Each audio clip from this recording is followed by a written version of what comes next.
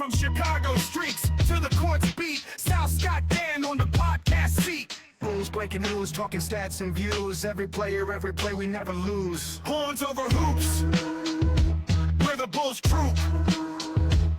From game analysis to fan scoop. What is good, Horniak Nation and Bulls fans worldwide, and welcome back to another edition of the Horns Over Hoops podcast. We are your hosts for the evening, the Coach Scotty B and Sal Bass. Dan Gracie could not make it tonight. Dan Gracie, unfortunately, is going through it. Dan Gracie's like garage flooded. I mean, it's something that you hate to see. Apparently, he got word that his sump pump malfunctioned and his entire garage is underwater. So we're hoping that he gets through that without losing any irreplaceable items. I know many people who have lost such many beautiful irreplaceable items in floods, and you hate to see it. But Scotty B, how are you doing today? I'm doing pretty good. I'm not dealing with any flooding, so Well, that's a relief. Yeah.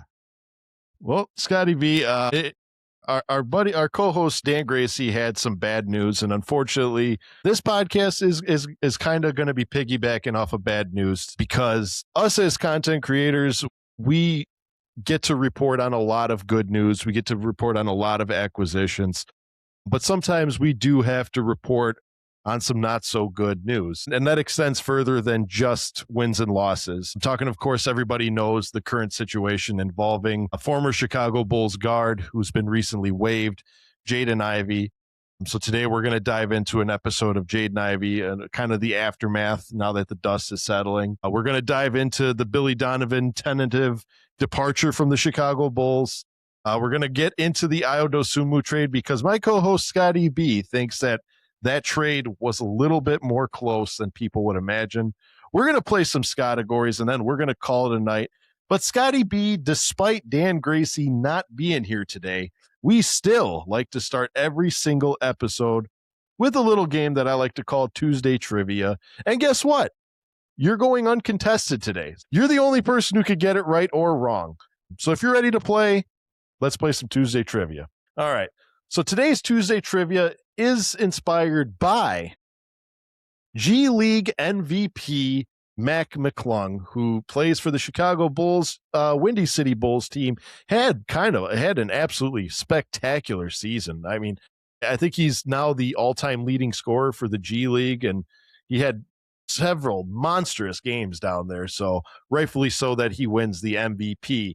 However, my question to you, Scotty B, is who was the last G League MVP who played for the Chicago Bulls?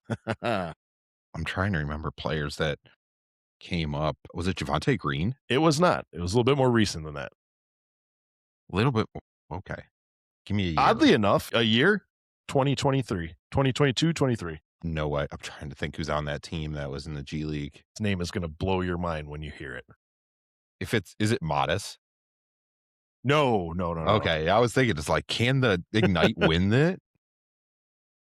I don't think he was down there long enough. Well, he played on the Ignite. That's considered the G League, but also I think he struggled in the G League, and that's why his stock dropped. I have no idea. Yeah, I got nothing. So, in the year 22-23, G League MVP was none other than Windy City Bulls legend, Chicago Bulls legend, Carlik Jones. You remember Carlik Jones? I wouldn't have got that. No, I was thinking like Shaq Harrison and I was like that. No, that's too far back. Yeah. Or that your guy Blankley. Oh, Antonio Blakeney. He used to tear it up. The dude was a walking bucket. And I was a little upset when he wasn't, like, they didn't let him stay on the team. Like, he's in China now tearing it up. But yeah, Carlik Jones, and I don't know if you remembered it, but I don't know if it was during the Olympics or a FIBA. Like, Carlik Jones was tearing it up for, what is he? I think he's from, was he South Sudan or something like that? Yeah. Yeah. Whatever team he played for, he was absolutely tearing it up during the Olympics or the FIBA. So once again, before we go into the episode, huge congratulations to Mack McClung. Some of those games and numbers that he was putting up in the G League. I know even myself, I'm guilty of saying yeah, he did all this, but it's just the G League. In this situation, man, huge congratulations to Mack McClung. You earned it. And my goodness, some of those stats were just like monstrous, 2K stats even. But Scotty B, we're not here to talk about MVP Mack McClung. Today, we're going to be talking about, again, the tragedy that's taken place in the Chicago Bulls locker room. That is, the Chicago Bulls announced that they waived Jaden Ivey for, I believe it was conduct detrimental to the team. Of course, you know, Jaden Ivey, if you've been reading and following along with it in the past week, you know that Jaden Ivey has kind of taken a strong religious approach to his locker room presence. I know he was calling out a bunch of NBA players. He was spotted on many Instagram lives, talking very openly about his religion and what have you. He said a couple negative statements towards LGBTQ community, which, as we know, it's never a good idea to voice your opinions like that. And he said some very hateful things about Pride Month. So fast forwarding that all aside, I want to get your kind of take on it, and then we'll move on from there. I believe that what has been said, and there's really nothing that you and I are going to say to add or subtract to the severity of the situation. But Scotty B, what were your overall thoughts of the Jaden Ivey situation? I'm coming with this from two different sides. The front office clearly did not do their due diligence when they made the trade.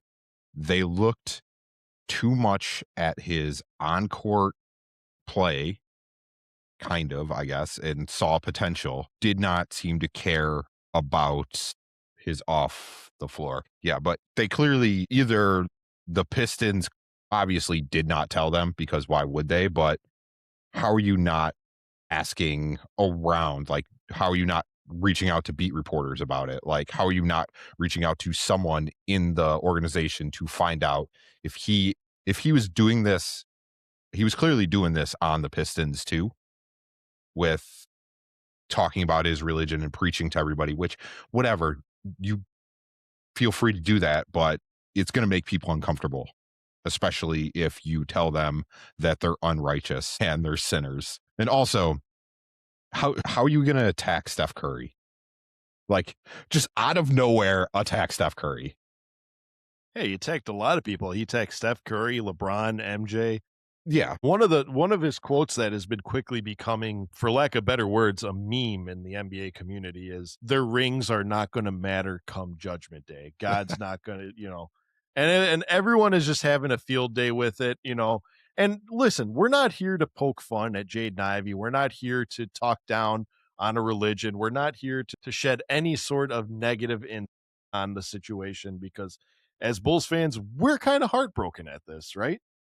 I wanted Jade, like, I was always big on him years ago when Killian Hayes got the starting role over Jaden Ivey, because I used to watch the Pistons, because it's like, oh, they have some good young players. And guess what? They're finally here. They're showing up.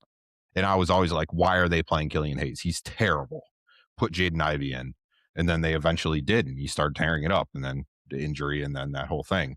But like, again, yeah, I don't care about your religion. Do whatever you want. Just don't ruin an already bad locker room. Like, Absolutely. What I've been hearing from everybody is the locker room, as bad as the team was, the locker room was in great spirits. Everybody was friends. They used to hang out all the time, like that kind of stuff. And you come in, and all of a sudden they don't want to hang out with anybody. Like, there's a bunch of locker room issues, things like that. That's going to make the team's just going to spiral, and players are just going to get worse. Part of the thing that I'm getting very annoyed with is people are saying, well, he was cut because his religion and all, he was speaking out. And it's like, he was cut because first he's attacking a bunch of players in the league. He's attacking the team itself, and LGBT is a huge thing that the NBA is trying to do, is they're trying to get as many fans as possible. So don't attack that. But also, it's like, you have a lot of injury issues. You're on an expiring contract. He was a restricted free agent. And when you were on the court, you did not show you were good enough to get signed again. So when he was on the court, he was god awful. So they probably would have given him an offer. It would have been a very lowball offer.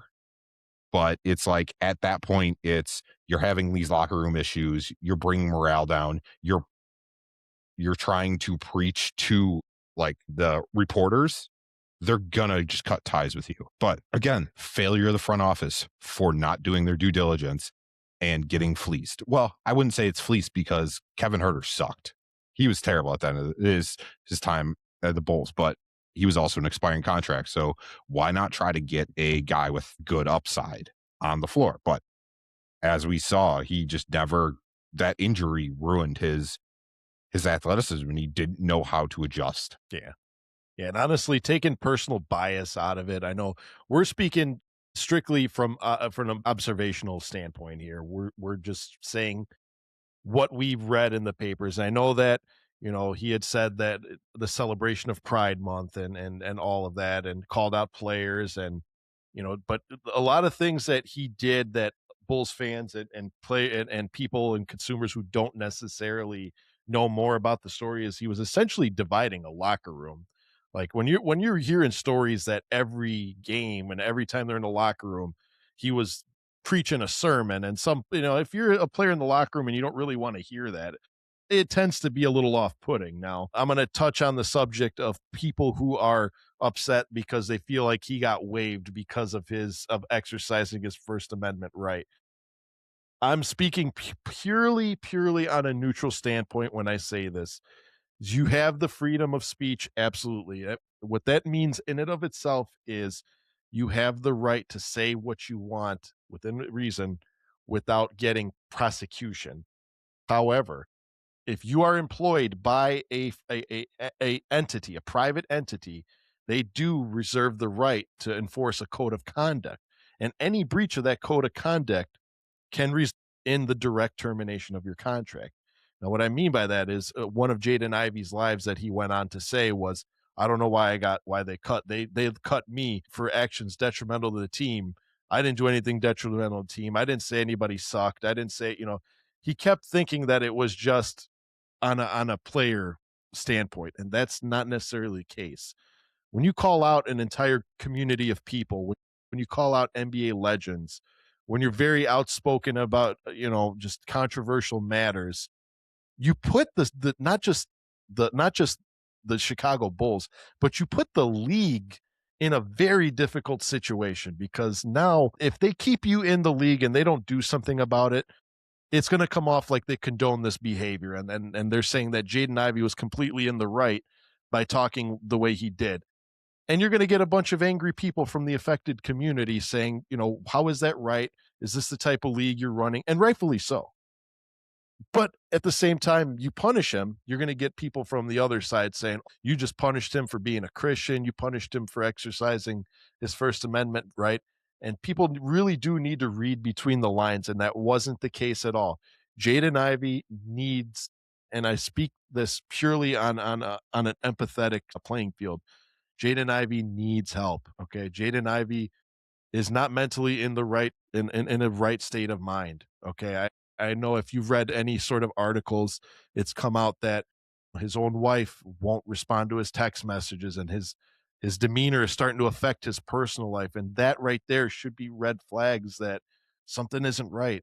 I don't know, Scott, if you heard this story that he had an MRI and he said that, that God cured it, Jesus cured his knee, and they did an MRI on him, and boy, was he very, very mistaken, and was shut down for the remainder of the season. So Jaden Ivey believes that the Chicago Bulls cut him just for making 3 or 4 Instagram lives, but in reality, it was a whole lot more than that. I want to touch on what you said about the Detroit Pistons, because I wasn't the only person. I know you were really excited about that trade, the Kevin Huerter trade that brought Jaden Ivey here, because you were also thinking, how the hell did the Chicago Bulls pull off a trade to get a top 5 NBA draft pick and only giving up Kevin Huerter in the process? Come to find out, the Chicago Bulls probably didn't do their research because it wasn't happening in their own locker room. And the Detroit Pistons were like, we got to keep this hush hush, and we got to get rid of this guy as quickly and as humanely as possible. So, I mean, what are your thoughts on him? Well, before I get to that, is the Bulls are still paying Jaden Ivey. So Yeah, the $10 rest of million. his contract is, well, I think it's prorated. So it's like, I think they're paying him $1 million or something like that.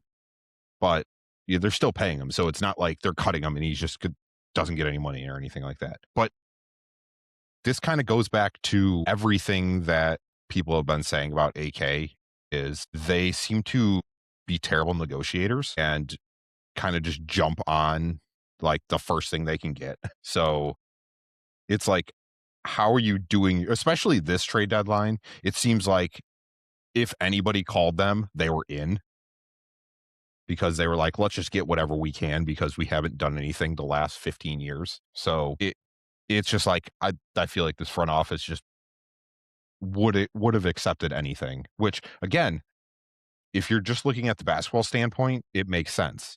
If you aren't doing your due diligence to figure out that he was an issue in the locker room, and that's why they're giving him up. They're giving up on a very young player that's still on his rookie contract that, like you said, top 5 pick for Kevin Herter. That's also on an expiring contract that he was a 3-point specialist that no longer can shoot. So like that, there, you have to ask questions of why are they doing this? So I don't know. We didn't ask questions because we were excited. I was very excited, but I guess I should have thought of, wait, why are they giving us this young player for a very expiring contract? Yeah. And that's because if you remember, that was realistically, I'll call that. I know there was the Dario Saric trade, but whatever. I will call that kind of the ball, the what is it? It kind of got the ball rolling. That was the trade that got the ball rolling, was the breaking news. You know, Jaden Ivey's coming to Chicago in exchange for Kevin Herter, Dario Saric, and everybody was excited. Everybody was excited because they couldn't believe it. They're like, "Are you kidding me? Like, we got a potential superstar in Jaden Ivey, a young guy, a young superstar in Jaden Ivey. All we had to do was give up, you know." Now, granted, a lot of fans in Chicago love Kevin Herter, and I'll be honest with you, I was a big fan of Red Velvet myself, just his presence on the court. But this season was not the greatest for him. I'll give him that. But hearing the acquisition of Jaden Ivey, I was ecstatic. I was ready to have a top shooting guard again. I couldn't wait to see Jaden Ivey play alongside Modest, play, you know, getting passes from Giddey. You know, I didn't use the few games that he played in Chicago Bulls uniform against them just because of how many injuries and how poor team chemistry was. And it was kind of those first few games that he played. I mean, those lineups were just here. You guys just got here, go out there and play. So I really don't fault him. I would have loved to have seen Jaden Ivey with another year of chemistry under their belt. And especially because some of those players that he was playing up against, they're not even going to be here next year. You know what I mean? Some of those players, they're going to move on. They're not going to accept contracts here. Needless to say, I was really upset, and I don't want to take away from what he had said. I don't want to take away from the severity of his actions, but I just going to say that it's a shame that this had to happen, because I was really looking forward to seeing, one, if Jaden Ivey can overcome his injuries and come back and prove the haters wrong, and two, I would have loved to have seen if those three could have been the next big thing in Chicago. I mean, we wanted to go young, we went young. But my question to you, Scotty B, is how does this affect the, I guess I want to say, the angle of the roster development going forward? And what I mean by that is, I know that it seemed like Jaden Ivey was a very big contributing factor to this lineup for next season. And now that's not a case. Do you believe that they're going to shift their attention to either acquiring a shooting guard in the free agency, or drafting a guard, or maybe giving some money to Anthony Simons? Like, what can you make of this? I really think this threw a lot of their plans off. So I wouldn't be surprised if they overpay for Anthony Simons, give Colin Sexton a bunch of money, which I don't know if we should really do that. Like, I'll take Colin Sexton back, but yeah, I don't know. I have a real feeling that they're going to well, it really depends. which we'll kind of go in later, is who is running this team, because we don't know. I think currently, if it stays AK, we're going to overpay for Anthony Simons or Colin Sexton because they're just going to panic. And they see the free agent market right now is a bunch of 35 plus year olds that are like the high end free agents. And I don't think any of them want any part of playing in Chicago. So I really think they don't have a plan, but is that any different from any year? Yeah, and honestly, and what Scott's alluding to, you know what, screw it.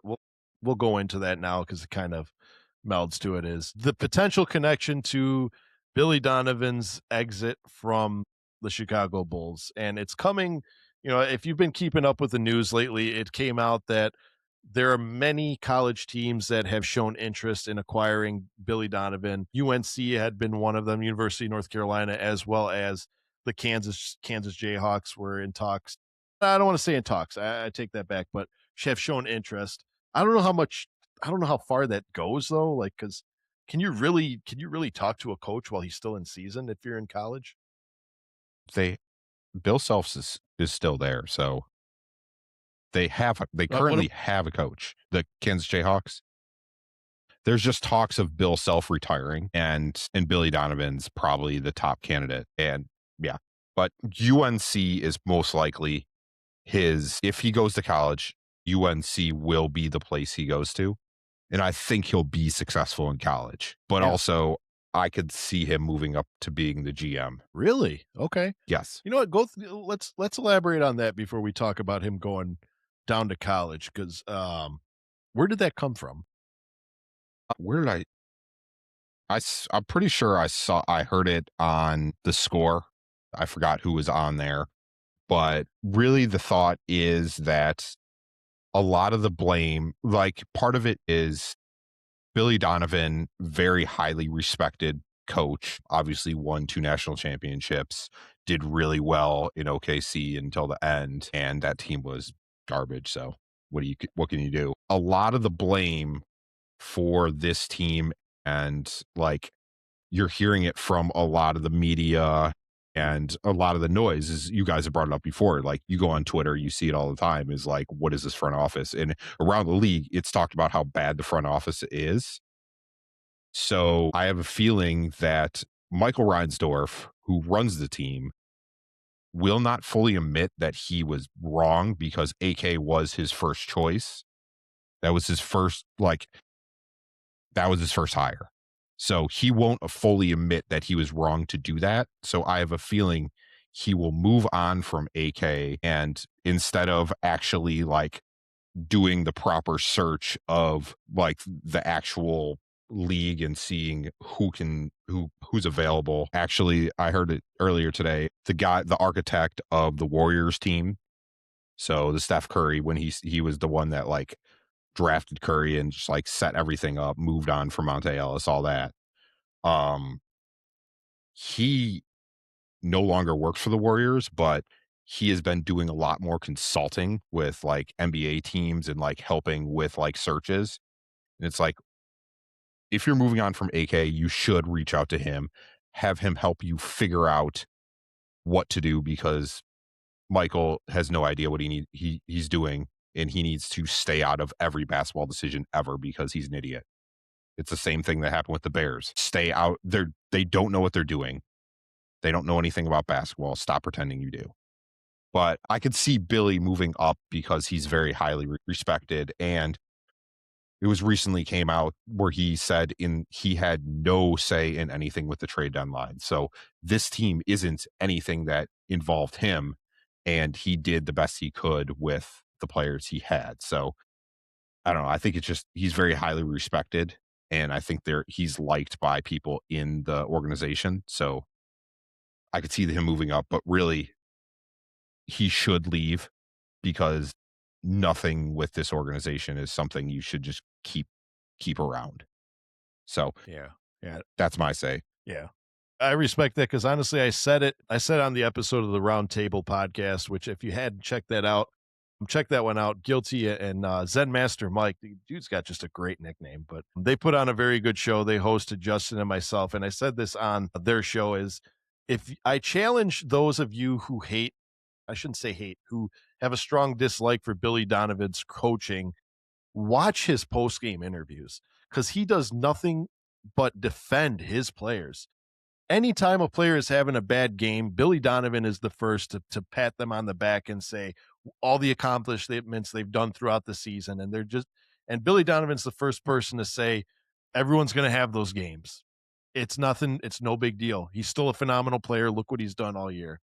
Anyway, fast forward, make short of a long story. He's not a bad guy. Where I don't particularly trust Billy Donovan to usher in a new regime of a rebuild for a new franchise, and that's even if Billy Donovan has the interest of coaching a new rebuild, because I think he's gone on record before and has said, I want no part of a rebuild. No, he doesn't want Am I any right? part of that. He wants no part of that. And that's kind of the talk too, is if AK is still around, Billy's leaving. He doesn't want any part of this. Again, these are rumors. He hasn't come out and said it, but I think this UNC is such a good out for him. And there's been no, like, I understand that March Madness is still going on, but there's been several college coaches that have already taken new jobs. So there's no like rumors of anybody taking that job so far. Like there's no like big names like interviewing, like you're not hearing any of that. So I really think he's going there. Like it's already done. Yeah. And honestly, if you're Billy Donovan, why wouldn't you? Is this the cap that you want to your career? Is a couple of subpar seasons with the Chicago Bulls? Like you started your coaching career off with 2 national titles with Florida. You almost win an NBA championship with the Oklahoma City Thunder. And then you go to the Chicago Bulls where your only like redeeming quality is you were in first place for 30 games. And then you started one season off 5-0. Is that really the hill you want to end your career on? No. If you're Billy Donovan, you'll happily go down to the NCAA. It's a very reputable and highly watched, and I want to stress, just because it's not the NBA and not the professional league does not take away from the NCAA at all. Like, because it has the NCAA, dare I say, it has almost a higher fan base than the NBA. You play a lot more teams, and the fact that you have a coach like Billy Donovan with NBA experience coming down to your team, because let's face it, UNC always gets great players. They always get great, talented players. You put Billy Donovan and a team with good, talented players with the experience he had in the NCAA with winning titles and what he got from the NBA coaching the Thunder, and sure, take some of the good that he had with the Chicago Bulls.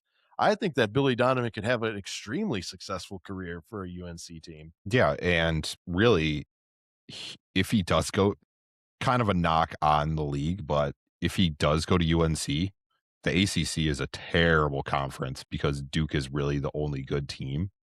So immediately you go there, you're gonna have a top 3 team in the ACC. So you're gonna be set. It's a blue blood program. Kids are gonna go there because it's UNC, because it's Jordan Brand. It's like you're gonna go there. It's because of the Duke UNC rivalry. Kids are gonna go there. They literally have a top 4 pick player coming out this year. Like every year they have great players. Kobe White came out of there. Like you're gonna have every draft they have at least one player coming out. So why would you not go to UNC? Yeah. Look It's a what Fred prestigious Hoiberg did. school. Look what Fred Hoiberg Yes. did. Came back to NCAA and won Nebraska their first game or March Madness game. So you can jump back and be very successful. Plus, he's already dealt with childish people, so I think he'll be ready for the NCAA. Well, here's the thing, man. Like, there's nothing that says that like you're guaranteed to be a good NBA coach. That's why all these Chicago fans that want college coaches, like John Shire is like, everybody wants Shire. Everybody wants Shire to come to the Bulls. And here's my take on John Shire. Like, anytime you're getting a college coach, you are taking a huge gamble, because just because you are a successful coach in the NC does not translate to coaching some of the best talent in the world. I'd rather have a successful assistant coach from a winning franchise than the best college coach in the NCAA any day of the week.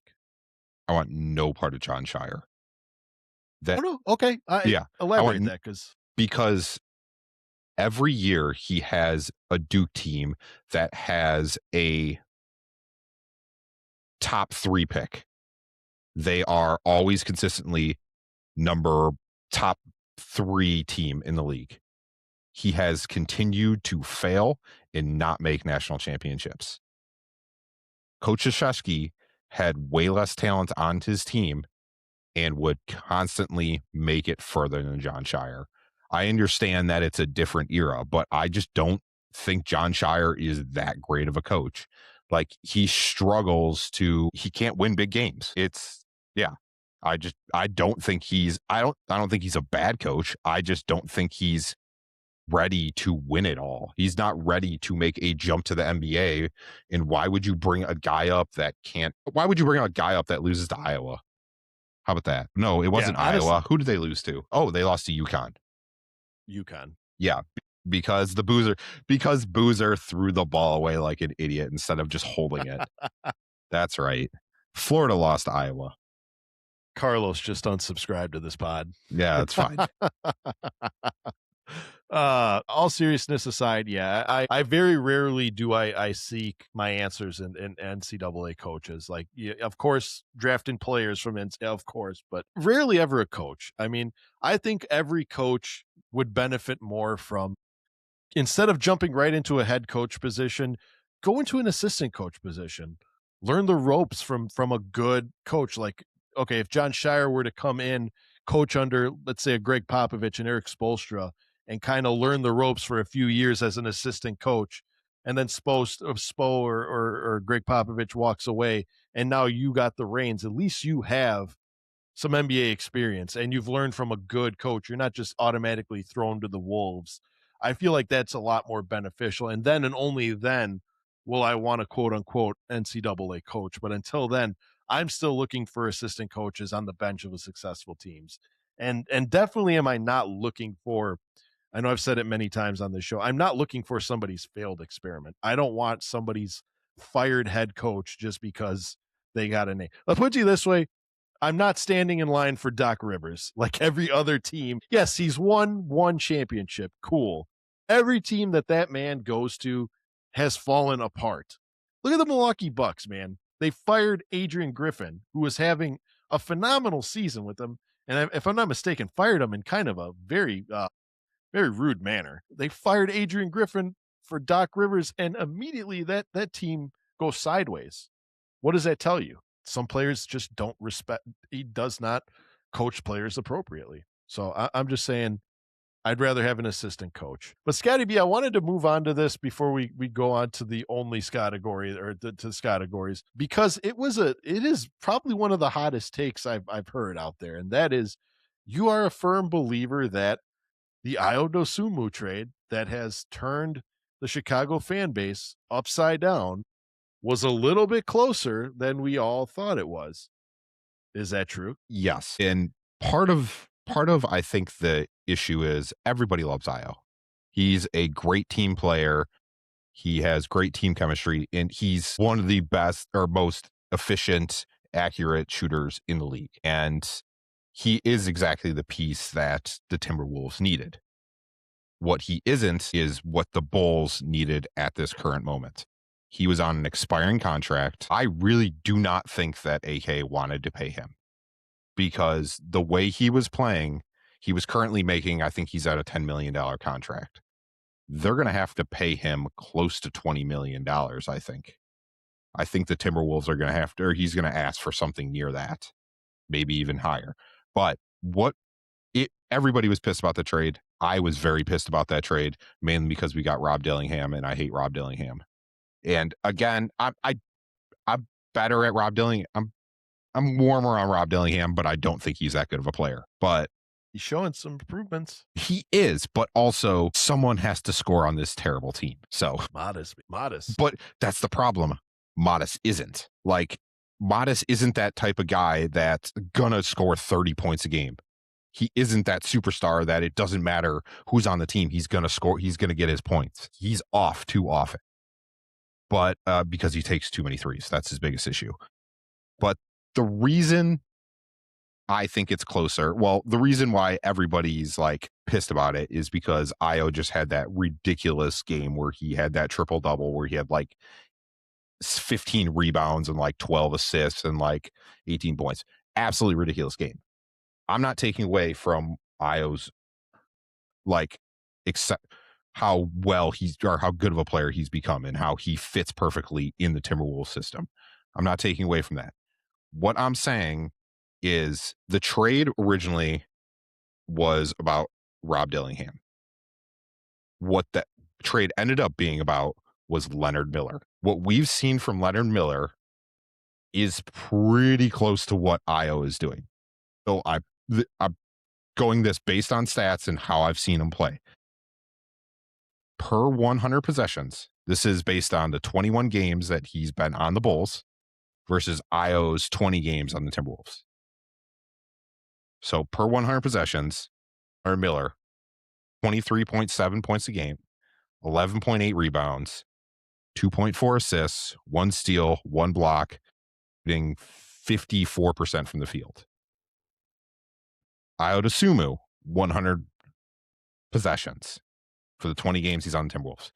23.3 points a game, 7.4 rebounds, 6.4 assists, 0.7 steals, shooting 53% from the field. Not that different. Honestly, when you put the numbers like that. Yeah. And part of it too is we have too many guards, or we did at least have too many guards, and we needed a big forward that can get rebounds. Now, I think part of the reason too Ayo's rebounds have gone up is because he actually has centers that know how to box out. As much as people talk about Rudy Gobert and how Cat aren't that good, they are really good at boxing out. They are good at keeping the other centers and getting offensive rebounds. What? Talking about Randall? Oh, I'm sorry. Sorry, Cat. Julius Randle. Yeah. Randall. Yeah. Both of them. Rudy Gobert, a lot of people do not like him, but he is really good at keeping the other center away from the basket. So that is helping Ayo get a lot more rebounds. But Leonard Miller has really shown he can be a good player in the league. Now, I don't know if the Bulls are ever good, if he's a player that can be a starter. Like right now, I see him as a really good sixth man, a starter on this bad team. But really, it's like Ayo is a really good player and he's turning out to be a really good player and he fits really well on the Timberwolves. But where the Bulls currently are, Leonard Miller is a perfect fit for this team because we need that young size who's still on his rookie contract, and we have him for another year, so we don't have to pay him right now. So he is very cheap and he is showing a lot of potential. There's been several games where he is one of the few people that are plus in the plus minus. So he is playing very good defense. He's a good shooter. He's shooting 54%, which is crazy. He's getting rebounds. He's scoring. We got to steal with Leonard Miller. And I've seen it before where Wolves fans will there'll be a comment on like an Ayo game on Reddit and someone always like says like Bulls got screwed. And they're like, you got Leonard Miller, who I thought was going to be a really good player, and he's showing to be. So again, like it sucks we gave up Ayo, but I think we got a really good player in Leonard Miller. Rob Dillingham, the last couple games he's been scoring double digits the last couple games. Like he's showing he's getting better, but again, it's March and the system, the games don't matter. So it's like we've been playing teams that don't want to win. We somehow lose to the Pacers, who has like 12 wins. But it's like, and quite Yeah, it Quite blown extraordinary out, fashion, too. blown out Yes, by the Pacers. in quite a fashion. But we got 4 second round picks. You can, with a competent GM, you can use those picks to get something. Rob Dillingham, he's going to be like, I would say Rob Dillingham is a better version of what we are getting with Julian Phillips. He can score more than Like Julian player Phillips. yeah. Like contribution wise. Yeah, because we traded Ayo and Julian Phillips. Julian Phillips Correct. was just a piece. So it's like, I would say we got a better on that side of the trade is Rob Dillingham for him. Yeah, they're both not that great of players, but Rob can score, and he's really good at like passing.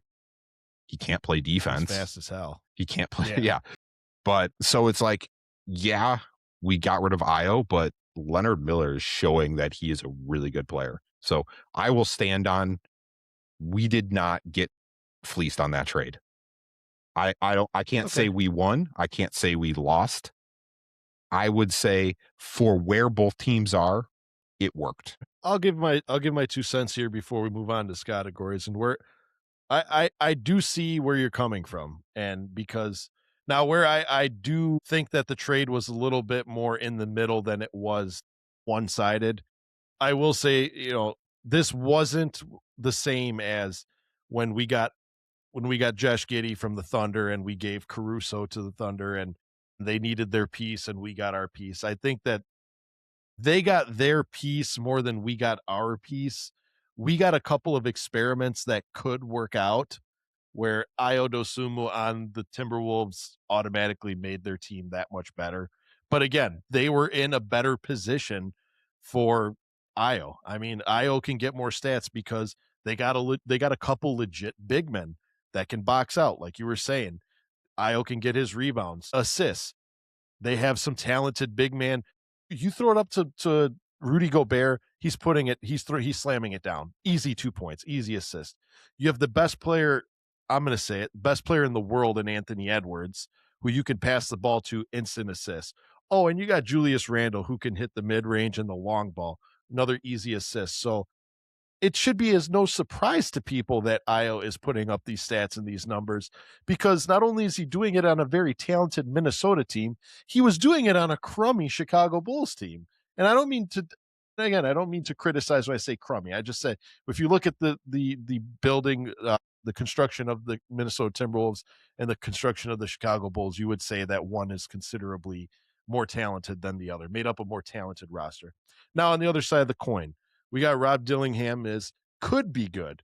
I say under the mentorship of a Trey Jones and a Josh Giddey, they could make Rob Dillingham into a quality backup point guard. And again, when we acquired Rob Dillingham, nobody said he's going to be the starting guard. Nobody said. So the fact that people are upset that we got a Rob Dillingham, nobody said he's going to be the starter. We just got him as another piece.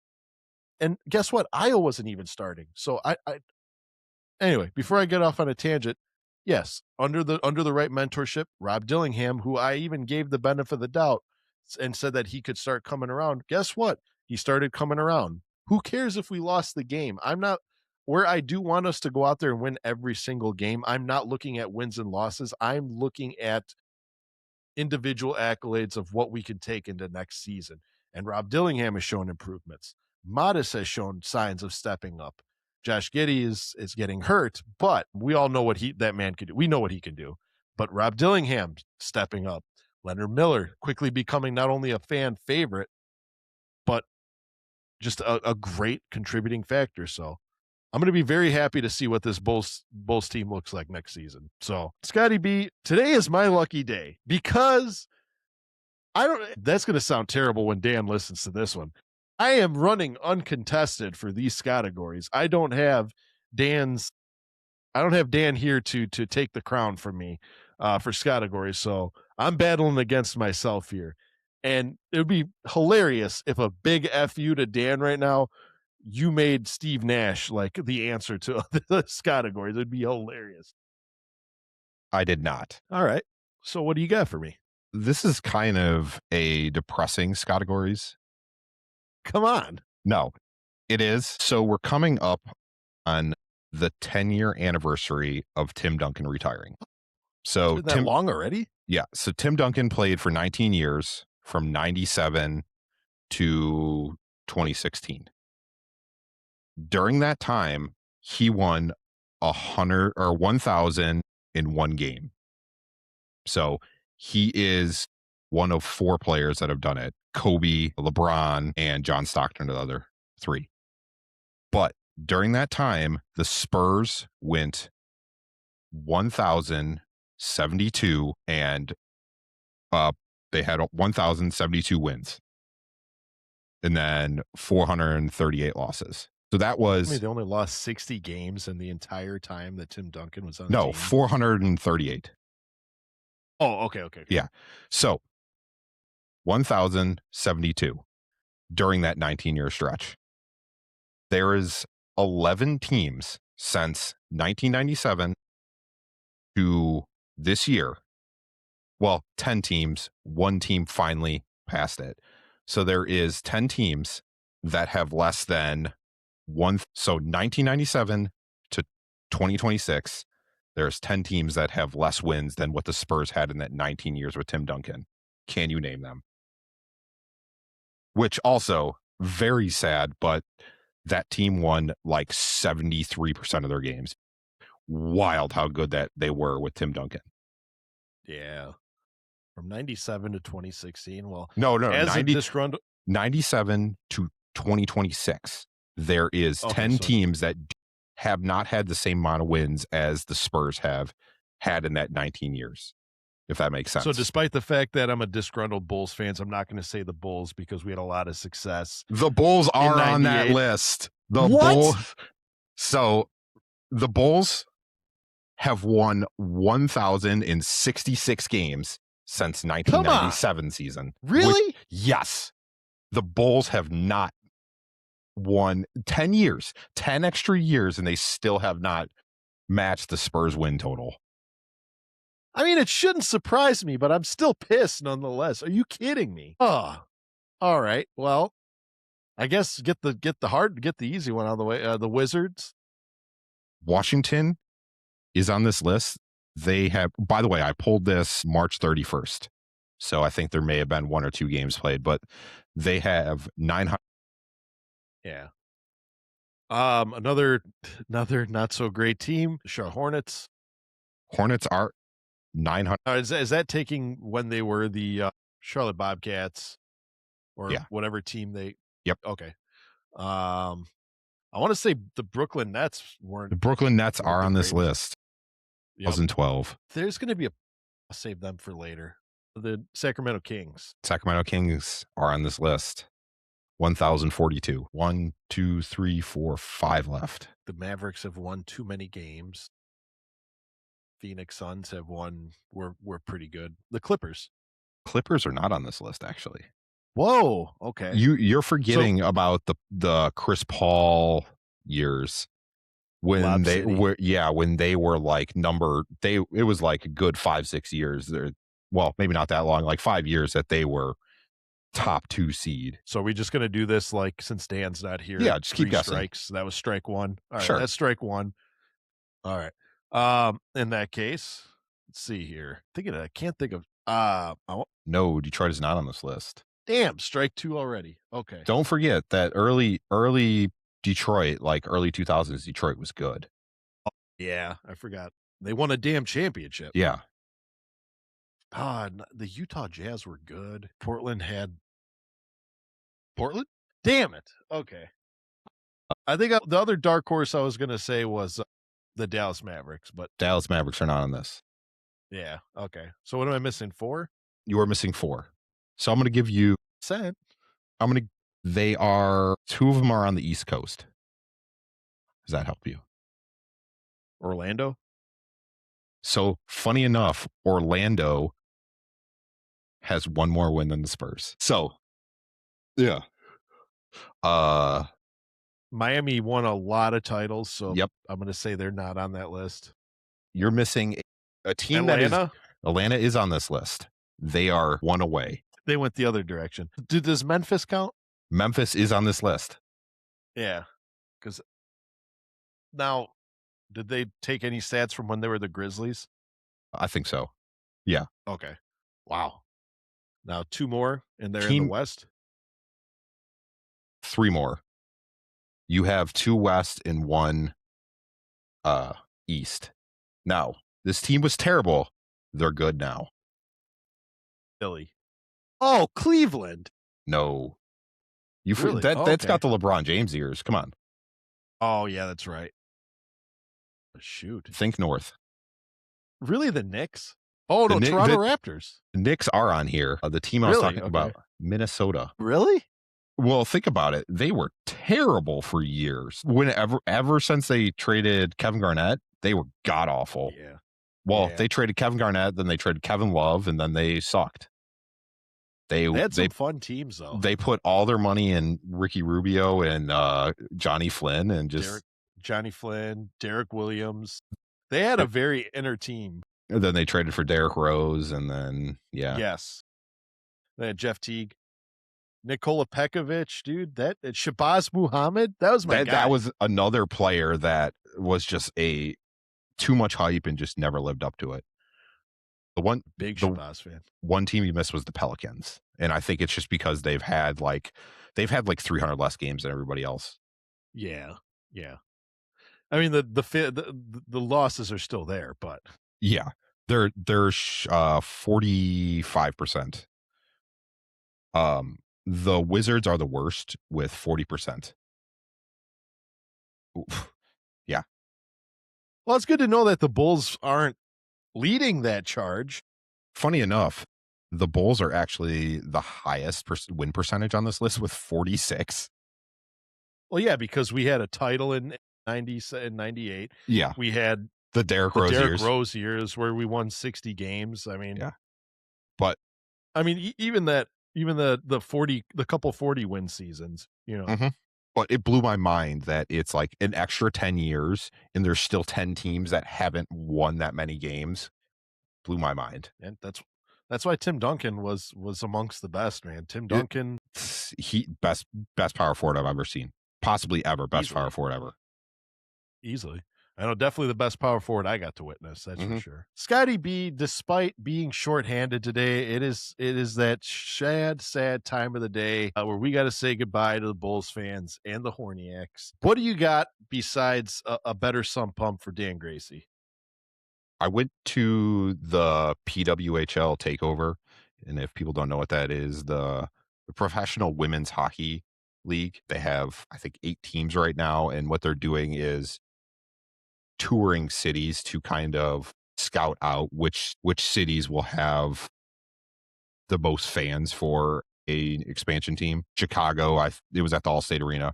By the way, god awful stadium. I hate the Allstate Arena. It's like the seats are so uncomfortable. If you are anywhere near the glass, you can't see anything because it's just not well built, and it's just like they don't go up, they go out. So it's like you don't have a good view. But a really fun game, and there is rumors that Chicago may be getting a team. So if that happens, I may be getting season tickets because I want season tickets to something, and it's like $30 to go to a game, and it's really fun. It's like, it's good hockey. Like, we went to an Admirals game for your bachelor party. I had more fun at Brian's bachelor party. My mistake. You were there. I'm already married. You were there. I was there. Yeah, but I had more fun at this PWHL game. I thought it was better hockey. So watch it. It's on YouTube. Every game's free on YouTube. So if you want to watch, it's fun hockey. Yeah. Honestly, that's I've never been to an NHL game, but after going to that AHL game, the Admirals game, which was the first hockey game I ever been to, I'm like, man, this is great. Like, the seats were, I think we paid $40 for the seats. The stadium wasn't I didn't trust you, but the one thing that you told me was don't overpay for seats because every seat in that stadium is a good seat. And you Yes. were 100% right, because we probably had some of the best seats in the house because we were center ice. Yeah, we were a little bit, but we were about like what, glass level? Yeah, we're 200 level, but it's like where those like minor league teams play, it's like you can maybe fit 10,000 people in there. So it's like they're Yeah. not big stadiums and it's never full. So you can get good seats for cheap. Yeah. Like you go to the Yeah. United Center, you go to that Hawks game, you're paying $100 to go to the 300 level. Yes. Yes. And I've watched games in that 300 level. It's not good. I mean, Bulls games, like it's a hard sight to see. Like honestly, I'd rather save my money and watch it at home, but I almost came close to getting Chicago Fire season tickets for the same reason. It's not a very popular sport, and for one reason only. Like I know that getting those tickets as soon as Messi came to town, if I were to sell those tickets, I would have already paid for my season tickets because the season tickets I was going to get were right on barricade at midfield. And like, I forgot what the price was per seat, but that paid for the entire, that would have, one Messi game would have paid for the entire season tickets. The only caveat to that would have been I would have wanted to go to the game. So I would have ended up just losing money out because I would have wanted to go see Messi. Dude's the GOAT. I'm always looking for new sports, so I'm gonna have to check him out. Hopefully Chicago gets it. That'd be cool to rock with another Chicago team. As for me, what do I got? This is actually coming. It's weird that I'm reporting this because it's happening in real time. As many of you know, I used to do Mystery NBA Player of the Day. I had since retired it, not retired it, but I took a step back just because putting a video out every day and then picking up another show and writing for On Tap and being a new dad, all like it was really like it was hard to put out a show every day like I used to. So I kind of put it out when I got the time, and to my surprise, I revamped it a little bit. I added a few tweaks. I actually, thanks to you guys watching, you guys succeeded in making this recent one the most viewed short in the history of this channel. I think we're currently sitting at 15.8 thousand views, which is extremely insane. And I appreciate each and every one of you who took the time to watch that. And I will, with that be with the numbers that have been speaking, I will try my best to put them out a little bit more frequently. I definitely cannot guarantee you once a day, but I can definitely do a few times a week with those kind of numbers. Thank you so much for supporting this show. Follow us on our socials. We've been hitting the ground pretty hard trying to put out new content more frequently.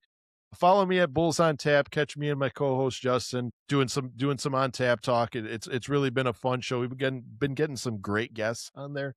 So check us out. That schedule's a little bit more fluid. We really don't know when we're meeting. So I usually am pretty good at putting out notices for that. And most importantly of all, Dan Gracie, we hope that you fix your house and your sump up and you didn't lose anything cherishable. We feel for you. So with that being said, I'm going to say Dan's favorite catchphrase. We encourage our Bulls fans and our Horniacs keep their hoops high, but their horns even higher. Good night, everybody.